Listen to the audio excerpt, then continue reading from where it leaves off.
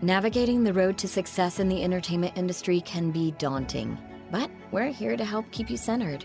Undetoured, navigating the artist's journey. I could fill a whole podcast with my next guest's credits on its own. He's done so much work in this industry. Dave Fennoy is one of the most in-demand voice actors in Los Angeles. He's known for voices in commercials, narrations, TV promos, award shows, animation, and video games. He's voiced over 500 games, some of the industry's biggest titles like Spider-Man, Telltale's Batman, Batman Arkham Knights, World of Warcraft, Transformers, and the list goes on and on. IMDb included Dave Fennoy on their list of the 20 best male game voices of all times. Not only that, but he takes the time to be a wonderful coach as well, helping others achieve the success he's achieved. He even has a Facebook Live broadcast every Wednesday night at 6 p.m. Pacific where you can ask Dave anything. It's literally entitled Ask Dave Fennoy Anything. He interviews various members of the VO community about all things voiceover. Let's listen in to Dave and I's interview back in December.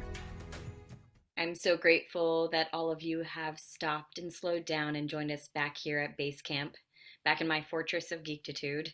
And today I am so delighted to have my next guest who bio is probably literally a podcast in its own if I was to read it out to you. This gentleman has done everything, and because of that, he's made such an impressionable mark in all the areas of this industry. So grateful to have my next guest, Dave Fennoy. Welcome, Dave. Hey, well, thank you, Sloan. How are you? It's so calming. Usually I'm a little more energetic, and this makes me want to just slow down, relax, and enjoy my time out here in space. You had the perfect background, I believe, because I feel like if we were to get down to it all, if we were to go down to like the very essence of who we are the cosmos, right? Like if you look at the very inner of ourselves, if you look at the ATP, the energy source that's in us, it's the same that's in all of the universe. And because the universe is expanse, therefore we are an expression of that expansiveness. Wouldn't you say? One of the things, yeah, I totally agree with that. And one of the things I find very interesting when you start looking down on the cellular level and then the molecular level, the smaller you get, the more what we are made of looks like the larger universe. The shapes, the colors, the sizes, the way things move, it, the designs are the same. We are all part of this vastness, and in so many ways we're just tiny, tiny, tiny, tiny, tiny, but within each of us is the tiny, tiny, tiny, tiny, tiny. So I saw an article not too long ago that basically said time is a concept, but not a reality. We are moving through, and we see time based on our time on the planet, our time in a day, or the sun going up and coming.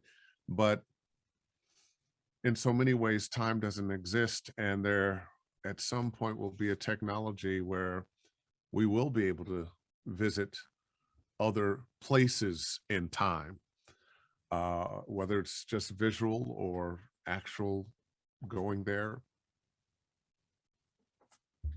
I find that fascinating, and I'm totally on board with all of those theories because recently I was listening to another podcast, a great mentor of mine, Kathy Heller, who does a podcast, Don't Quit Your Day Job, and she was interviewing someone about blue zones, and there's actual places in the world where people's time, it runs differently for them, and it's because they're in their joy. And I know you've expressed this and probably even experienced this with all of the work that you are, like when you're in a studio, time just is a snap. And so I want you to kind of go into, if you could, leading up to those really long, expansive times in the studio, what you do to connect to who you are authentically, so that when you're in that studio and you're able to turn it on and then able to pull out of it, carefully, obviously, how you're able to transition between those two, because you've done hundreds and hundreds of roles, and just keeping them all straight. Well, I think there's a certain truth to that. Every character is speaking through you. That even though you may be doing an accent, you may be doing some kind of crazy voice, um, but it's all based on your connection with humanity. Um, and I think all of us have the possibility of everything that any human being has ever done or will do. Fortunately, most of us will not do all the things that any human being has ever done or will do, because not all of it is wonderful. Um, and I don't know about, oh yeah, actually I can kind of guess, but I know for myself, um, I'm trying to be my higher self. Mm, yes. Um, and I have learned that just because a thought passes through doesn't mean I have to uh, hold on to that thought. I know, being a Black man, racism is something that I am forced to think about. Um, and from time to time, I'll have a racist thought because, like everybody else, I've been poisoned by the ether that has all these messages passing through that, not necessarily true, but there they are. And I think we all sometimes, something happens, and that poison can kind of kick in. It's like a virus, it's like herpes or something. You're stressed, and now that the old Asian woman drives by and she's in the fast lane and not going fast, and you go, but you don't have to accept that thought. You don't have to say, "Oh, this is truth," just because it went through your mind. I think when we're more in touch with who we are and who we really want to be, we can go, you know what? That's not what I'm going to hang on to. That's not me. I'm rejecting that. And I think all too often people think, because I thought it, it must be. There must be some truth in it. There must be some, but there's not. There's not. We can choose uh, to live a better life on a higher plane. To not just everything for me, everything for me, everything for me. There's a lot of evidence that, despite the fact that we walk the earth and feel like individuals, that we're one large organism. Uh, I love that so much, and that is exactly what I teach when I do qigong with my clients, because it's to recognize that something greater created everything around us. Everything was a thought. You were a thought. Everything was just a thought before it, and to choose the positive thoughts, to always be choosing the higher elevation of thoughts, and to know that every single one of us can see each other in them, because we're all just expansiveness of the true source, like of God. So I love that. Or and when you say God, I almost don't like to use that term. Yeah, or true source, whatever higher source.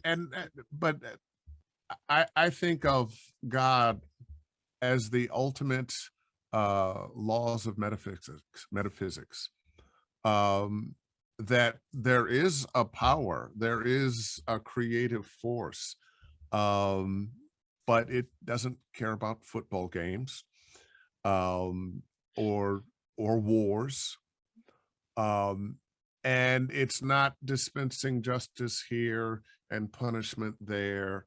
Um, it is a power that can be called upon, uh, but not in the way we usually think about prayers. I was watching Curb Your Enthusiasm a couple weeks ago, and there was a very religious person who was talking with him, and he said, "Well, how come you don't believe in prayer?" And he says, "Because I'm bald." And you know, prayer isn't for asking for stuff or asking for the world to change in this way or one. Uh, and whether you are a believer in that power or not, or a God or not, or you call yourself a religious person or not, you are calling on the power, the metaphysical powers of the universe by your every thought, your every deed, your every word. So you should be very careful about what you allow in your head, what you allow to come out of your mouth, because you are calling on those metaphysical powers. I'll take that to, since a lot of people here probably are voiceover people, I'll take that to one of the things I teach. I'm a great believer in being prepared with a script, not necessarily memorizing it. We don't typically do that in voiceover. But I tell people, do what I call the 3 and 3. Read it 3 times in your head, then mouth it 3 times. And I want people to do that. It gives them an opportunity to find out actually what they're saying. But by the time you've been through the script that many times, it's familiar to you. And at that point, the words are only there to remind you what you are saying, as opposed to, okay, what's that word? What's that word? Oh, what's its next? Where's that period? Where's that comma? You're beyond that. You're familiar with it. Now, a glance at that phrase gives you the whole phrase. That is wonderful. I think it's so important to note that you were saying you just don't need to necessarily memorize things for, VO purposes, but to have them more in just your heart space, like to know the intention behind it. Because that's the Oh, yeah. most important thing, just to be able to have that point of view and intention and want that's so strong that's going to give you that bold choice that's going to make you stand out. And obviously it has for you so many times, time and time again. So when you go into some of these characters that you are playing such sometimes very nefarious, not like the best of people in the world, how do you reconcile that afterwards when you were saying not put anything through your mouth? Obviously it's coming through you as just a work of art, but how do you kind of reconcile that afterwards? Do you let it go, or has anything stuck with you as like a character stuck with you where it made like this mark on you that you kind of I think more likely characters don't stick with me, but from time to time, you are playing a character that is more lined up with your own belief system and temperament and whatnot. The character I'm probably best known for, Lee Everett, very very much lined up with exactly who I am. Um, and other characters are diametrically opposite of who I am. But we all have all the possibility of good and bad and hurtful and kind, and we all have that possibility in us. And typically, it's choices that we make to be who we are. And it takes some effort to overcome some things.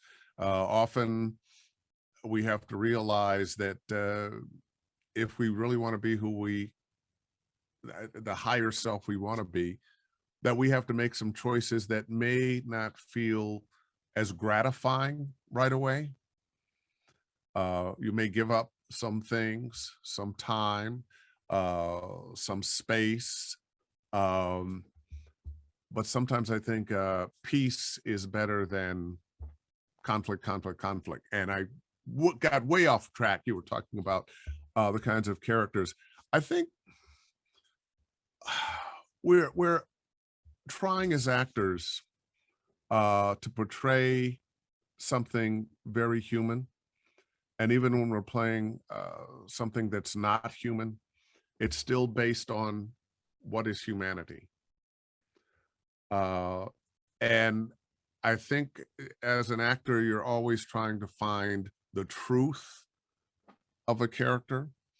Um, all the bad characters, the evil characters, the ultimate criminals, and all the stories, for some reason, they feel hurt. Something happened to them that they feel was an injustice against them. And the truth of the matter is, every person walking the planet, something has happened to you that could be viewed as an injustice and could be your excuse uh, to do evil. Some people choose that, some people don't. And that's what we're representing, that person that in their hurt decided to hurt others.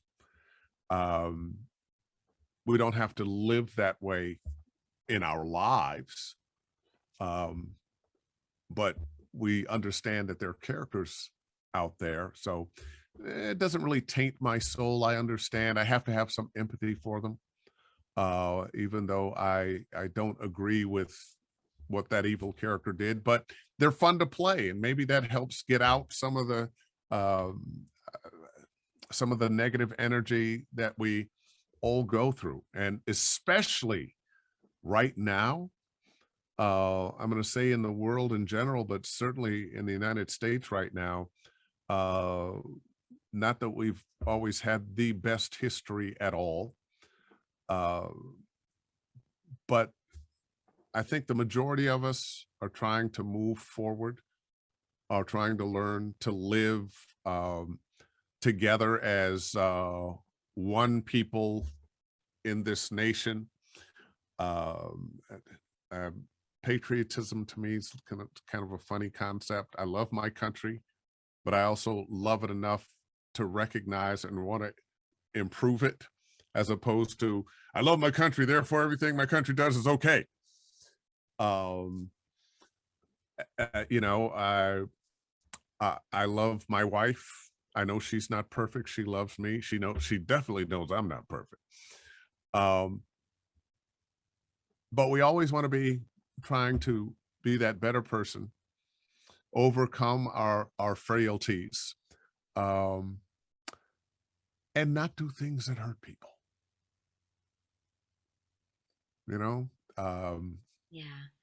I mean, it all comes down to just being here and expressing our love, just sharing our experience with others. And so I wonder, did you ever have a time where you were extremely hurt? oh yeah, definitely, definitely. And I'm just gonna say, and being black in America, you're That's hurt one of every them. day. Yeah. Yeah. Uh, you can't live in the reaction of it all the time, but there's something every day that it's like, oh, really? God. Um, and all of us as human beings being one organism in a sense. And then when you see the organism of the members of that organism that look like you, and this is being done, and this is being done, and this person has been shot, and this person couldn't get that job. It definitely affects you. Um, we need a real cleanse of some kind, a soul cleansing in this country, that I think will have to begin with um, willingness to look at the truth of how we got to where we are, so we can let it go and move on. Um, People, I when I hear sometimes that, oh, well, we don't want critical race theory taught. Well, they're not teaching it in schools, but they might teach history, and the history is going to talk about or should uh, how this continent that was populated by uh, groups of people in their nations that were different than were displaced and killed off, and people from another place were stolen. Mothers, fathers, sons, daughters, doctors, construction workers, mathematicians were stolen from one place and enslaved to do work for others and brutalized. And all this happened. All this happened. It's a taint on our soul. I'm reminded, I know I'm ranting here, but I'm reminded of Greek mythology and the crimes of the ancestors.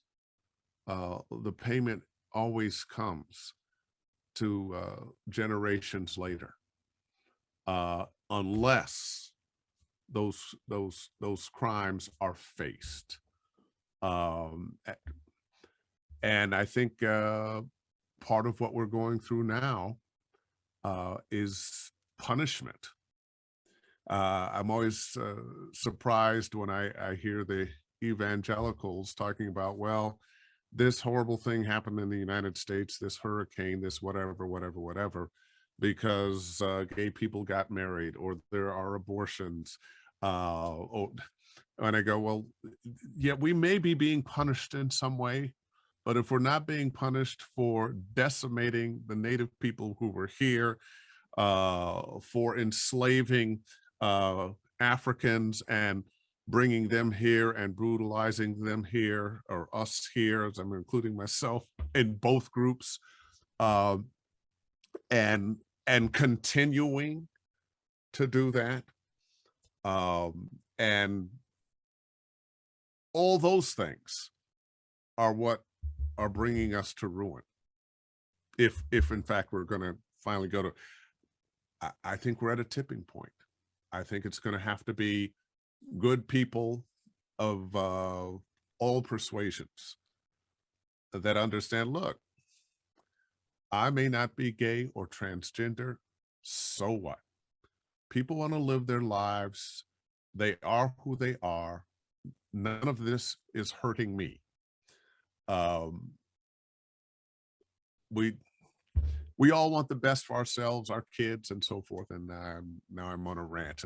No, I love it. It's so beautiful and I love it. I'm so grateful for you just being able to download that and give it to us because I didn't know him personally and but I think that Jesus loved everyone, no matter who they were or what they did.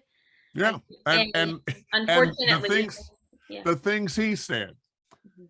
feed the hungry, heal the sick, welcome the stranger, love your neighbor as yourself, turn the other cheek, which seems to be the exact opposite of what so many so-called Christians believe now. And actually, when you look historically, um, Jesus wasn't a blonde, blue-eyed European. He was a person of color. And it's mind-boggling sometimes to think about that. I think about the history of Black folks, which really has been stolen away, hidden away. Um, and but in recent years, there are many more Black historians, many more people, sometimes not Black historians, who aren't tainted by the idea of I have to hide their history because my belief is this was an inferior group of people, and if I show the wondrous things that they did, I'm not keeping that secret. When you have cultures say, well, Africans never really did anything, and yet we've stolen all this artwork and obelisks and whatnot. As much as we could carry to Europe, we did. And okay, I guess we're going to have to give back those Benin bronzes and artwork from all over Africa uh, to these people supposedly who had no culture and no writing and whatnot. But uh, the library at Timbuktu, the library at Alexandria, these are the things that niggle at me. And I fortunately, I like people. I like, and it doesn't matter what you are. Uh, my initial reaction to people is, "Wow, hey, how are you?" Um, despite whoever, whatever you might be. Um, and once again, it's so simple. Do unto others as you would have them do unto you. Um, hard to do. Usually, the things that seem so simple um, are a little more difficult to do because it takes some effort. You know, we can be selfish. I want the food for me. I want the warmth for me. I want this for me. And but we have to share the food, share the warmth, and not be hoarders. Oh boy, I'm ranting. I'm just going off on. This is so beautiful, Dave, and I'm so glad you're holding this space with me to be able to do this because it's so true. And as artists, I feel like we have a duty, we have this responsibility. And I get teary eyed when I think about the noble profession that we have. I had a amazing mentor. He's passed away now for a few years, but Sam Christensen, he was amazing mentor of mine, and one of his things that he would always tell us is how noble of a profession that we have as artists to hold that mirror up to society, to show, the depths and the horrible pieces as well as the wonderful pieces of this world, and to be able to let people look at that screen and not feel alone. We do Yeah. things that doctors don't do, and I've brought that up before, but I just, one of Actually, we do things that doctors do. The saying "laughter is the best medicine." It is true. You bring laughter into a hospital, patients get better. Um, my my sister is a doctor, my older sister, and I always teased her. Well, it wasn't really teasing her. I was joking around and say, "Well, you're doing the important work. I'm just having fun." And then I started to go to conventions, and I would meet all kinds of people who, for whatever reason, some character I played touched their lives in a way that made their lives better, that helped them in some way. And I realized that, just doing this work and it's showing up someplace often makes a real difference for somebody. Yeah, I, on a very, very small scale of that, got to experience the same thing when I was working as a cast member for Disney World. And just, there's, of course, in this world, it takes all different kinds of performers. So, there's many of us doing this job. But if you get lucky enough to have a shift where there is a make a wish family that comes and they've saved up, or they haven't had the money to even do this, but Make a Wish granted this for them, man, the feeling that you get. And I wasn't paid a lot at all to do this, but just, I was best friends with the boss. So I got to experience quite a bit of these stories because being best friends, that's what they call it, being best friends with the boss. Um, you had a lot of people wanting to, you to be part of their holiday cards, you could say. And just the feeling you would get when they came up and tell you the story of how they've waited their whole lives to see you and to be with you. And it's like, yeah, that's why we do this, to Yeah. help people not feel alone, to make them feel loved, to make them feel like they're valid, that they have a purpose. And hopefully not take it as, ah, yes, I am wonderful. I'm so fabulous. Um, but realize the gift you've been given, uh, that you have the power that somebody you've never seen in person, you get to touch and make their lives a little bit better in some way. Yeah, yeah. It should be humbling. So humbling. Like I was crying underneath the mask. Obviously you're just like crying and you can't speak. In that situation you're not allowed to speak, so it's just the actions that you do, and it's a very quick interaction, obviously, being, in the place that it is, Disney World. But yeah, you can truly see why it's the most magical place on earth from that aspect of it too. You Oh know, yeah. just Oh yeah. the care that is put into creating these days of magic for people. And I'm sure it's the same with you, when you're going to a convention and you're just, you don't know who's going to be coming up next. It's like spent a lot of money to get And there. how you've touched their lives. And sometimes they just want a little conversation. They just want to let you know. Also, the number of people with Asperger's or who are autistic, and um, but something you've done has touched them, and they may be ever so socially awkward. You may have to figure out how to let them know that I know there's several people behind you, and I'm going to need you to move on. But um, you don't know what gift uh, they're going to present outside of you, and how you can touch them. Uh, I learned a long time ago, we all have fans, and we are all fans of somebody. And I had a job for a while. I was the booth announcer for Later with Greg Kinnear when he had a show after the Tonight Show. And I'm not going to say who this celebrity was, but he was part of a band that I really liked, and they were going to be guests. And because I was the booth announcer, I was always there. And when people came in, I got to meet a lot of celebrities that I thought a lot of, and some that, gee, why is that person a celebrity? But anyway, um, in this band, this guy was my favorite.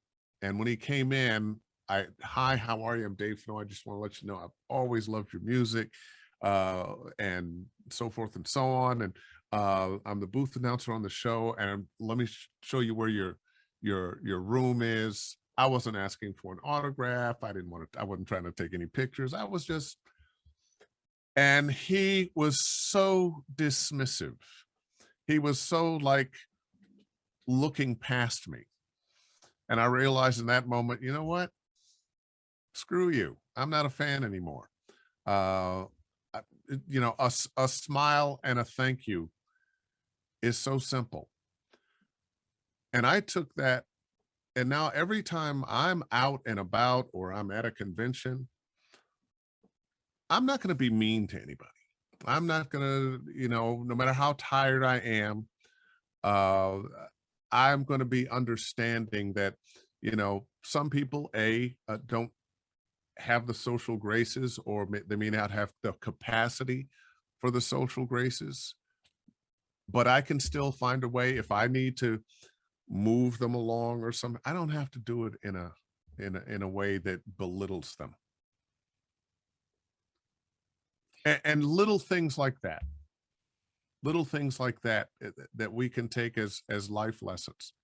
Um, Yeah, I feel like it comes down to ego. It's just that little thing in the mind that says someone's better than because of what they've achieved, whereas that ego also is one of the things that holds us back a lot too. yeah. That person's probably not that happy of a person in real life.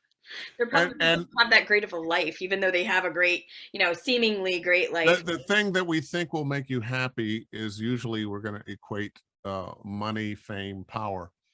But those things don't necessarily bring joy. It can bring comfort. You can be comfortable in your misery, but but you might still be miserable. Um, Yeah, I know several people who have a pretty good deal of money and they're not the happiest people. They're far from it, actually. Yeah. oh, those poor billionaires! I feel so sad. I know. If only I could. Yeah. Yeah. So, do you think that when you look back to your younger self, you had the support system there from your parents? Did you Well, know? I had great parents. I remember going through the '90s when everybody was coming out and talking about how terrible their parents were, and it was a thing, Oprah's parents and so forth and so on. And I kept going, well, I don't have that story to tell. I had parents who loved my sister and I, who made sacrifices for us to get the best educations they could afford. They were not wealthy people. My mother was a school teacher. My father was a veterinarian. And he had a private practice, first Black veterinarian to have a private practice in Cleveland, Ohio, which meant we were rapidly going broke, because poor people wait to the last minute to take their dogs and cats to the vet. And so he went to work for the USDA as a meat inspector and ended up being a foreign programs officer, got to travel the world. But, no government job is going to make you rich unless you're senator or a congressman. Uh, but it they did okay. And they made sure that my sister and I got the best educations that they could give us, exposed us. I might not be doing what I am doing now had they not sent me to Caramoo House, which was a community arts center in Cleveland, Ohio, where I took modern dance and music and acting and sculpture and painting and being exposed to the arts. And very early on, I was participating in theater as a child actor, and then in high school, I was playing sports, football and whatnot. But I was also on the I was president of the theater society in my junior and senior year, and wrote some plays and directed some plays and acted in some plays, and then went off to school as a theater major. And after a couple of years, I quit, went on the road as a musician, which I was also doing. But had they not exposed me to as much as they could, I might not have discovered, oh, what I really want to do is perform. This is what satisfies my soul. Yeah, I love that. I have a similar situation of just having very supportive parents and exposing me to multiple areas of the arts, which is wonderful. So you've been able to do so many things, and then you can find out, okay, where is that niche? And it's always iterations, right? Like throughout seasons of our lives. Like you said, you were a radio announcer for a while, and then you did this, and gone on to do video games. And so now in this season of your life, what do you feel like is your calling now? Do you feel like it's going to change again, like as far as directing and all of that? Because you are a Well, fantastic director, by the way. you know what? We'll see. It's interesting. I was thinking about that earlier today. I'd like I some must have read opportunities that. to. I'd like some opportunities to direct some video games. We're going to put that Uh, out there in the universe now yeah. that Dave needs to be directing video games. Uh, Because I've seen you direct, even just in our webinars, and you're just so like it's palpable, like the love you have for it, and how you want people, and you encourage them to get there in a very organic way, which I love. It's not line reads, but it's just, I love that. Well, Very you can give insightful. line reads, and sometimes time wise, that's what you do. And often, if I'm in a session and they have a line read in there, hey, go ahead, give me a line read. Fine. You're going to do so many thousands of lines in a career. This one line read or two, I'm not going to let my ego freak out about that. I know there are a lot of actors. No, don't give me a line read. Now, if they were trying to give you a line read on everything, I think that'd drive me nuts. Um, but it's one thing to give a line read. But I think as a friend of mine, a director and friend, Mark Estale, English guy, said, well, the dialogue is the exhaust of the acting engine. It's this and what your actions are and what that relationship is with the person you're interacting with. All that has to come first. uh your body, your movements. There are certain things we do as human beings that you wouldn't have to hear a word. Um, you see a certain look on the face, you know what that means. If you're trying to remember something that happened a few months ago, you know what that means. Simplest, if you want to sound like you're smiling, put a smile on your face and you sound like you're smiling. But things like, oh, you're taking a phone call. Hey man, how you doing? What's up? Your body informs your voice. So allow the physicality to help. Stop trying to do it here first, uh, and do it here and here and here, and out it comes. And after a while, you feel like you're cheating. Oh, I'm cheating. That was just too easy. Yeah, and it should be because the words are enough probably there. You know, obviously you have to do some investigative work if it's like a video game or something where they're not giving you a lot, you know, to go on. But even then, like approaching those video game scripts, you were so brilliant in that last webinar. You were able to just kind of go in and see like the connections. So talk a little bit about finding connections within the script so that people would know, okay, well, this is alone, it's standalone here, but it really goes with this one right here so that you're creating scenes within that to create your ups and downs. Well, when we're looking at a script, say for a video game, we're looking at a particular scene, we want to answer some questions for ourselves, and we want to replace some things that we don't have, that the on-camera or stage actor has. One, they've memorized their lines. Just the effort it takes to see those words and say them, um, is it takes a little brain power, and whatever brain power you're using to do it is pulling away from the acting. So we want to be very good readers, and we also want to familiarize ourselves with the script, the lines. You know, when you're auditioning at home, you got a lot of time to work at the script. When you're on the job, you're seeing every line fresh and new for the first time when you're doing it. So you have to be a quick study. Um, I want to break down a script to all the other things other than the words. Yeah, the words are going to have to be said, but why am I saying these words? What just happened that I'm saying this?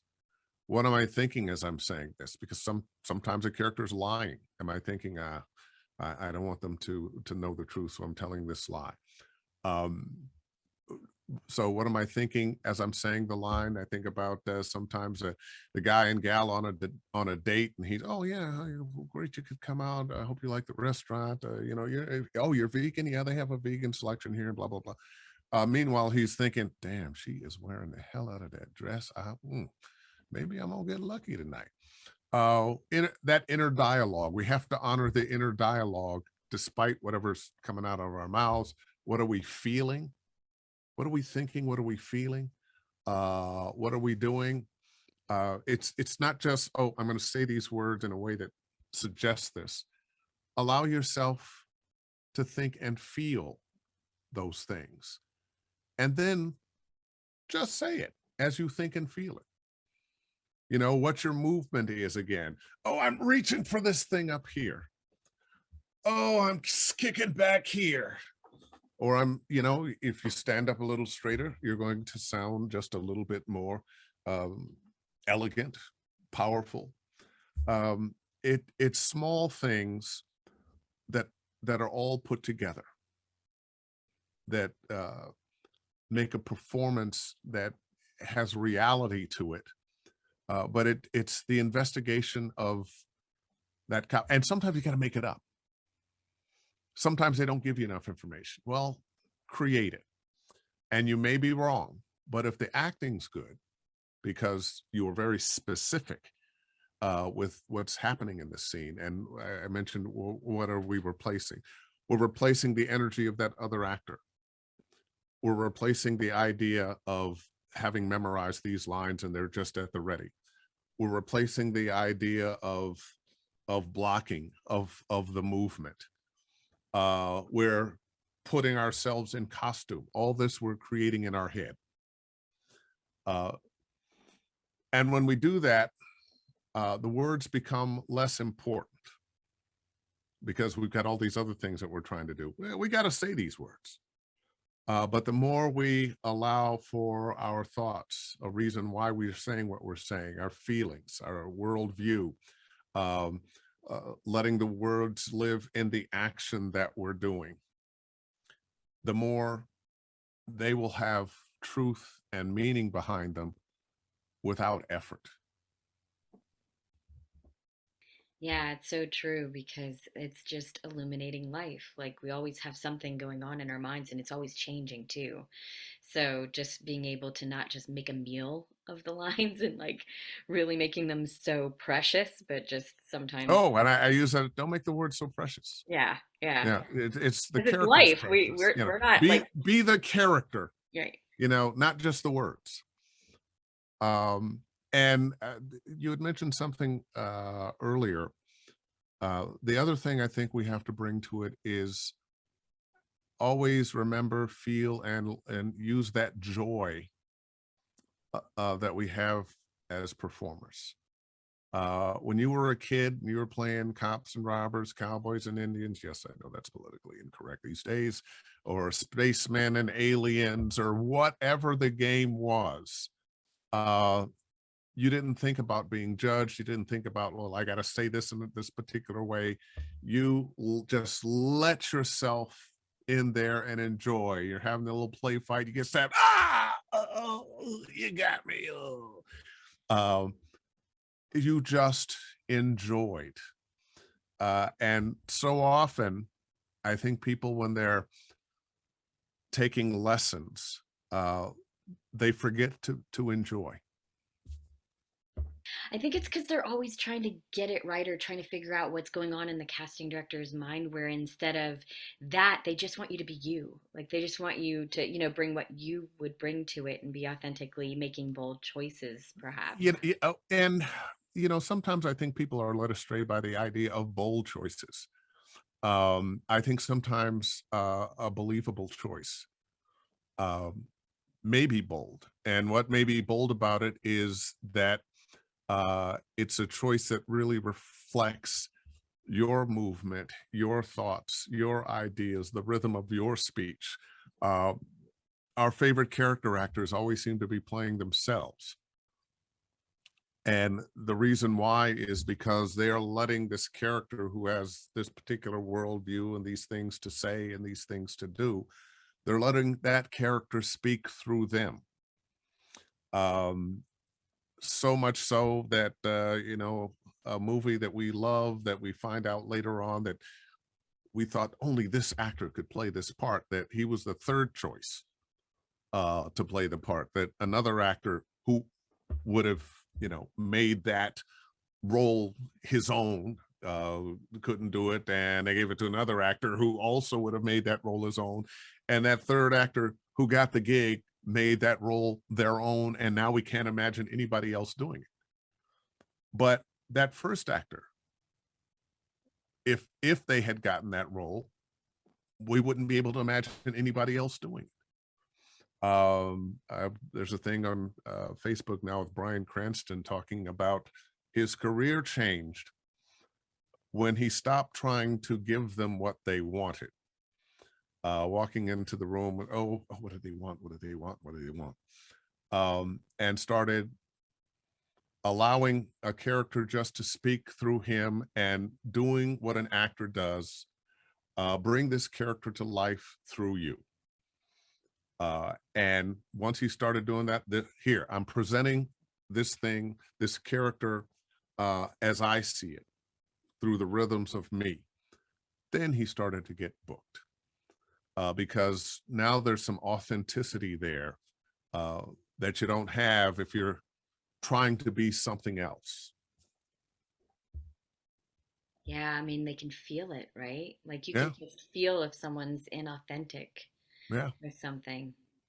It's so true. And when you were talking about, bringing that childlike joy, I always talk to people about this, about going back to the sandbox, going back to the beginner's mindset, that beginner wonderment, because I think you can see it a lot if you have kids or like for you, for grandkids, just going back to that joyful mindset of like seeing the world through their eyes. And Yeah, they teach you so much about that, like about like unbridled joy and unbridled like imagination too. yeah. I see that with my kids. I have twins that are 13 now and they still are Oh, actively in play like all and the they got time. all because of the twin thing. They got a whole other thing going on. Oh yeah, they do. Yeah. But they're always actively in play, and I love that. And it's so annoying sometimes, but it's also like, wow, I'm so blessed also because they're always doing voices or doing this or that. And of course, they have us for parents, but that's probably why they do that. And why is it that so many kids who did wacky, crazy voices, imitated their favorite cartoon characters, and for some reason, and nobody could ever get them to shut up in class? Why are those the people who are having these successful careers?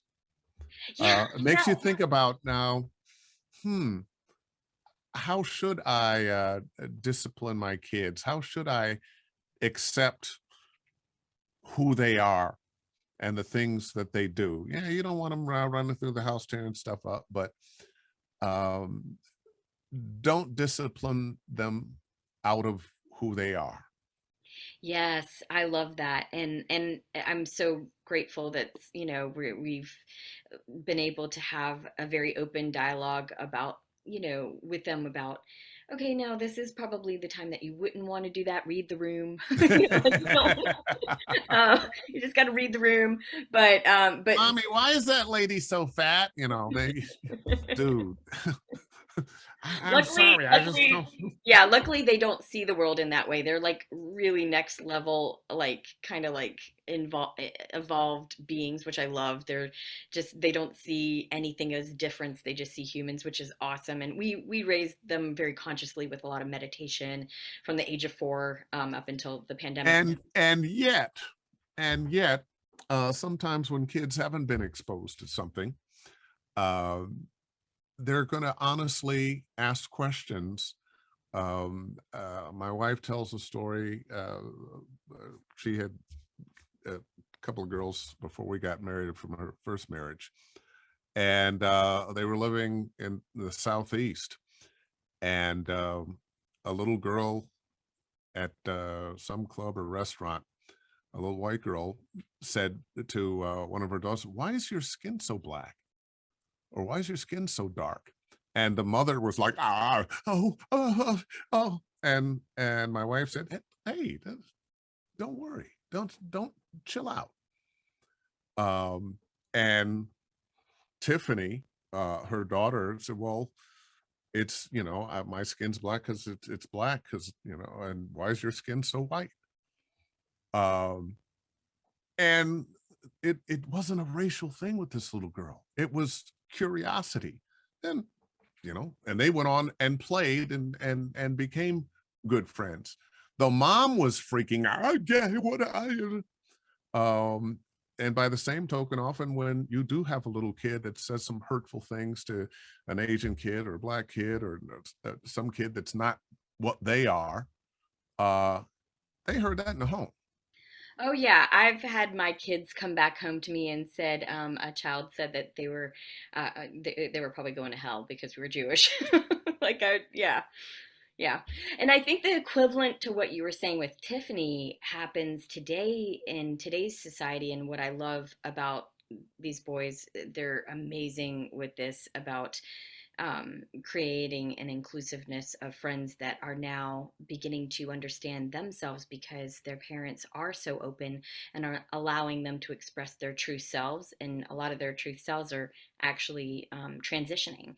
So these days, that thing is more of, are you gay? Are you bi? Are you, and it's a very open conversation in middle school where when we were in middle school, that would Yeah. never have happened, but you see it so much these days And that it's the like truth you're is, talking, but these people have been here all along. Um, and but depending on, what time, what culture they're in, um, they may have been felt to, I gotta hide this. Where I look at Native American culture, and there was room for they had five different sexes. Um, and I think it's just growing. I think it's just growth and understanding that, look, everybody's not the same. Everybody's not the same. And what we think is normal, okay, it is normal, but that's more normal than you might imagine. That has been with us since human beings have been on the planet. Yeah, it's so refreshing to see kids these days and their evolution. I just have so much hope for the future that we're going to have a hopefully hopefully better next 50 years than we Uh, just had. and the pendulum swings back and forth. I think it swung to a terrible place over the last 5 years or so. And we're still there, and it's a little scary right now, but I I have hope that the pendulum is going to swing back, that some of these people that, uh, for whatever reason, they're believing just amazingly ridiculous stuff, that some of them are going to come back to reality. Um, we really have to be careful about that. We thought for a while that the more information we have, the better. And that would be true if there wasn't so much misinformation You are so uh, true there, man. that feeds into people's um, already misconceptions and racism and fears. Um, Yeah, like almost too much technology, too much news, too much outlets to put information out there, and so much of but it is too misinformation. much information that is, well, not information. Now I'm going a little political and less from the esoteric, but um, I think it was in the 90s or the 80s or the 90s when the fairness doctrine went out of broadcasting. It used to be that if you were going to present this view, you had to present this view as well. So, and if we just break it down to liberal and conservative, you couldn't have a station that was just liberal or just conservative. Um, so people got to hear both sides. Well, when the fairness doctrine was thrown out, it gave us Fox News, and it also gave us MSNBC. Now, I'm a progressive guy, so MSNBC is all right with me, and I think they're crazy on Fox News. Um, but I think what would have been better is if the fairness doctrine had never been taken away, or if we could reinstitute it so that on both Fox News and on MSNBC, uh, you got different points of view. And I think that would keep us closer to the truth. Right now, when you've got an echo chamber over here on Fox, that, if you don't like the news, make up some of your own. Uh, Spin these stories anyway. Just um, all these people who don't agree with you, they're bad, they're evil, they're this, they're that, they're the other. They're not worth living. That's what's gotten us to this place now, that we're not facing each other. We don't have the conservative pundit and the liberal pundit talking to each other and disagreeing, but also finding that common ground. We have much more in common, no matter who we are in this United States, than we don't. But people are not seeing that. What do we all want? Good jobs, good homes, education for our kids.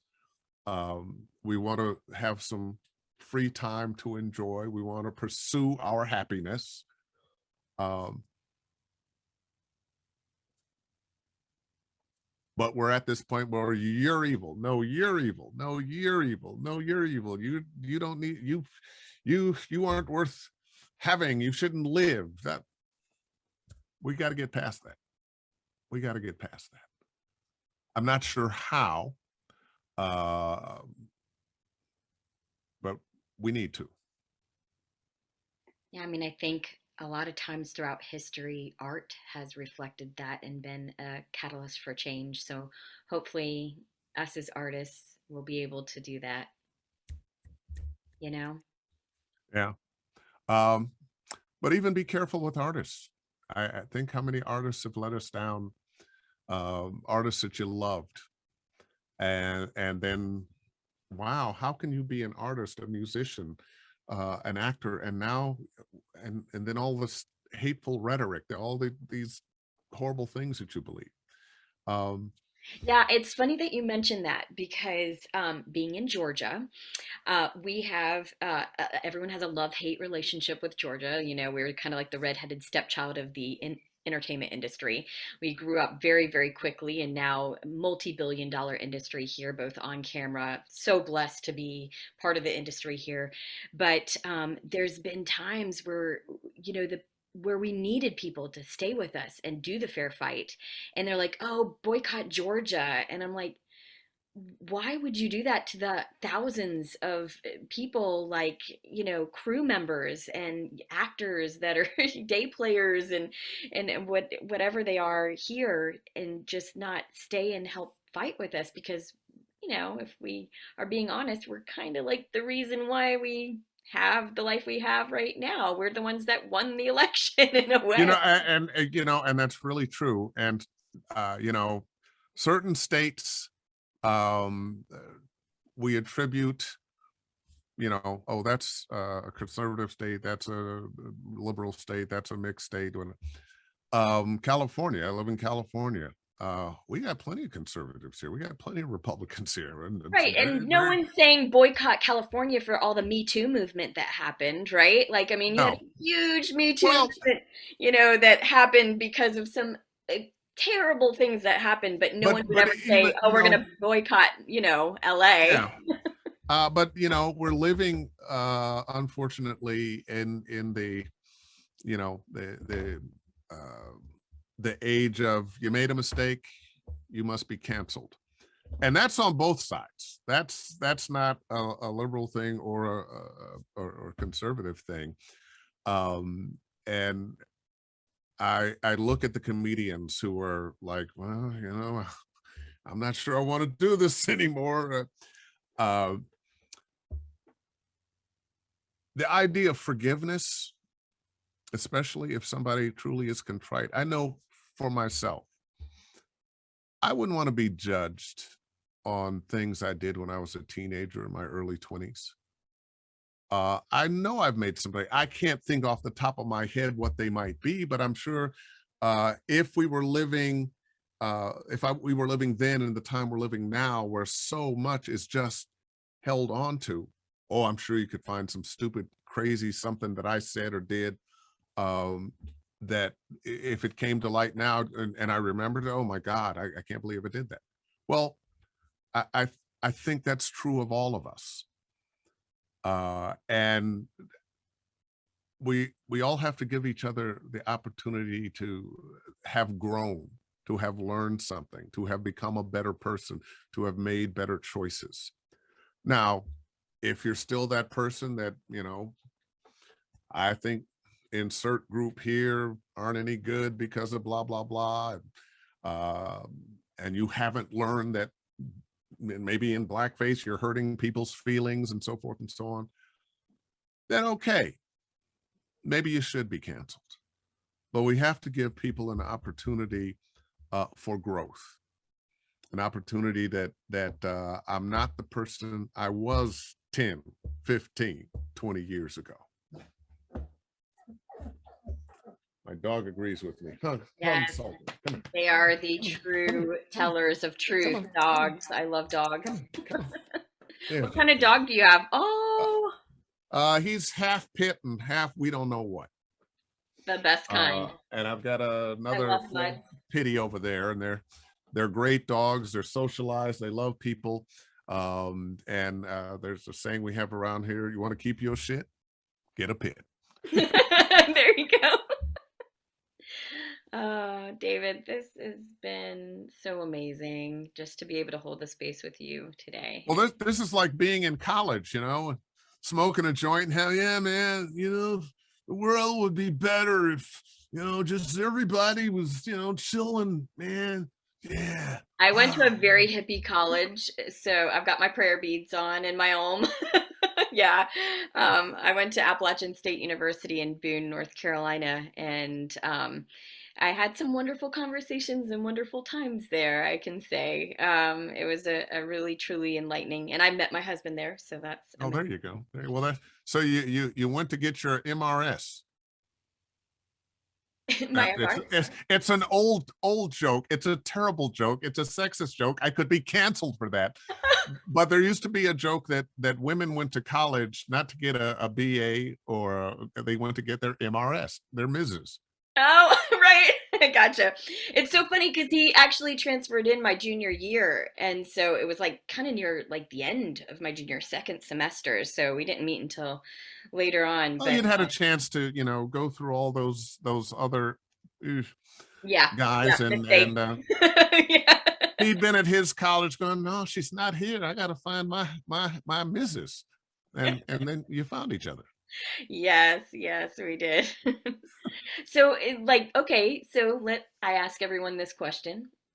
What would you tell your 20-year-old self? Wow. Going back to Um, college here, going back to college. What would you tell your 20-year-old self? um, I tell my 20-year-old self, work a little harder. Um, uh, put more of your plans, your wonderful ideas, spend more time working on those. And by the same token, um, don't stress. You can't imagine where you're going to end up. If somebody had told me when I was 20 years old that what I'd be doing would be voiceover, I would, what? Huh? Really? Um, I think most younger people, they need to be on some path to something, but they also need to understand that the fact that you're on a path and you are running into human beings, um, is what you should be doing. People are your greatest resource. Just do just whatever's interested you're interested in. Uh, just do it. Get out there, do something. You're going to meet people that are going to give you ideas, or you're going to come up with ideas. You're going to do things that you can't imagine if you just stay involved in life. Yeah, stay in the flow of it, right? Stay in the Like when flow. you're in the flow, more things come to you. You're an open vessel for like all that joy to come in. And in return, so what would you say to yourself 20 years in the future? Well, assuming that I'll still be here 20 years in the future, You will be. You will. uh, uh, you know, uh, wow. I would say keep doing what you're doing. Make sure you're walking every day and eating healthy and taking your Viagra.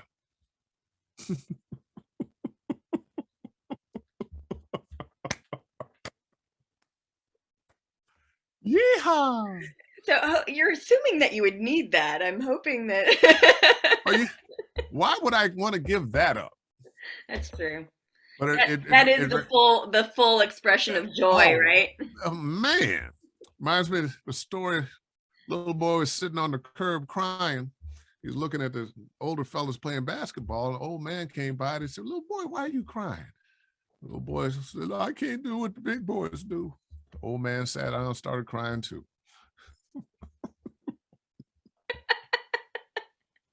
Yeah, I get it.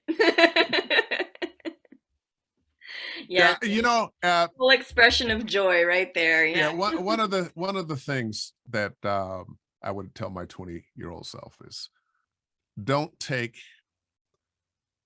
what you can do now for granted. Don't take your youth for granted. Don't take your ability to stay up and party all night for granted, because it ain't gonna last forever. Uh, while you have this youth and strength, um, do, do, do, do stuff. Now, I did, but I would look back and say, do more. Yeah, because when you're younger, you just don't even have like the perception of what it would be like when you're 40. Like I remember being younger and being like, oh, what would it, I just thought that was so old. And Yeah. now 40, I'm like, oh my God, that was just beginning life. Like Yeah. I just Yeah. started like with everything. That it felt like that was the beginning Well, of my career, really. wait till you get to the noises. You know that, oh, let me get up. Oh, let me sit down. Oh, I remember my father making noises, getting in and out of chairs and whatnot, in and out of the car. And I thought, I am never going to do that. And I was probably 25, 30 then. And I remember the first time oh no, I've become my dad. Ah. So yeah, that's the fear, especially for the spouses, that you're going to become your dad or your mom. I know my husband's like, you're becoming your mom, because I'm like, start to worry about things that are like totally like not something I should be worrying about, or I'm nagging the kids about something. Oh yeah. Oh yeah. Well, that's why those jokes have been around for thousands of years. Uh, I forget who the writer was. I think it was Socrates talking about how horrible the younger generation is. And the complaints were the same as the complaints that we have in modern life, that the youth of today have no idea what life is all about, and they're reckless and don't care. Uh, well, that's the nature of life. And then when you're a teenager, you think your parents don't know anything because they don't know who the pop stars are anymore. And at some point you'll go, wow, I guess my mom and dad were pretty sharp. They knew how to get a job, pay some bills, get a house, feed me, keep me clothed. And some of this is just the cycle of life. Yeah, you just got to enjoy your time Yeah, here while you have it, because we're not promised tomorrow. None of us true are. that. True that. We learned that very, very specifically during the last couple years. Just seeing people around us and Yeah. seeing the fragility of life, and yeah. And the dinosaurs were here, now they're gone. Um, we are living on this planet, um, but we better take care of it. It's very simple things. If the bees go, pretty soon we go. Oh, absolutely. I'm a huge proponent for bees. We take in honey into our diets all the time, and have Yeah, other friends that are beekeepers. So I have it actually in my meditation, in my energy office. yeah. I have a lot of, yeah, it's so important to I, just, I often have the fantasy that instead of cultures meeting and one trying to dominate the other to take their land and resources, which has happened for thousands of years, and you can just about pick every group. It's not singular to Europeans or Asians or Africans or Native Americans. But if when we encountered people who weren't like us, and we go, "Ooh, what's good about you?" Well, let me adopt some of that, and you could adopt some of what's good about me. And if we all had the mindset that, you know, Earth is our home, our mother, and we need to take care of it. We don't need to overfish, over farm, over hunt, uh, over deforest. Some of us have that idea, but it typically is not those with the most money who are doing that and trying to convince us that it's okay. Yeah, no. Look, I know this oil's destroying the world, but I'm really rich. it sounds like you might need to write that. It sounds like that might be a really good piece of work for you to write. Well, we'll see. We'll see. You Well, know, anyway, I got a session here in just a few minutes, but this this has been has great. been, you don't always get a chance to just kind of expound on your thoughts and your philosophies and whatnot. Um, Thank you for Oh, that. I thank you for holding the space with me today, and just being so open, and just letting me know a little bit more into Dave Fennoy. Well, you're welcome. Well, you're welcome. And you know, if I were to get you guys a Christmas present, I know what you'd want. It'd be a little action figure. So, how can people find you if they want to? I know that you coach, and so how can people find you? And Well, if they are interested in voiceover coaching, they can go to my website, davefennoy.com. Click on the Study VO tab at the top, and they can book themselves. And right now, through the end of the year, we have a 20% off on packages of 5 lessons or more. So except you for get this a is going to be in the new year. So, do you have anything for the new year? Let me know about that, and we'll put it in the show notes. okay. This will be in the new year. Well, um, maybe I'll do a hmm, Yeah, we'll put it in the show notes for everybody. maybe I'll do a President's Day package. Yeah. 20% off for that week of President's Day for packages of 5, 10, or 20. 20% off. And then they can find you on Instagram as well? They can find me on Instagram, but I'm more likely they can find me on Facebook and Twitter. I do have an Instagram account, though. I'm just not that guy that, hey, here I am, Instagram. Or TikTok. But Facebook, my website, if you want to email me for some reason, I think it's right there, davefennoy.com or davefennoy@mac.com. I'm easy to find. Excellent. Well, this has been fantastic, Dave. We just so appreciate you, and I can't wait to see what you're going to bring to us in the future. Well, me too. I can't wait to see it either. Sloan, thank you so much for giving me an opportunity just to share some thoughts and feelings, and in a nice, comfortable, safe place. Thank you. Thanks for tuning in to Undetoured, Navigating the Artist Journey. If you enjoyed this episode, please do me a favor and subscribe and leave a 5-star review. And please check out our other episodes on Spotify and Apple Podcasts or wherever you get your podcasts. And in return, my gift to you is a short, invigorating meditation to get your day started. You can find its link, along with other links to Undetoured, in this episode's description. Undetoured, Navigating the Artist Journey was produced by Cabot Basden of Say What Sound Studio and hosted by Sloan Warren.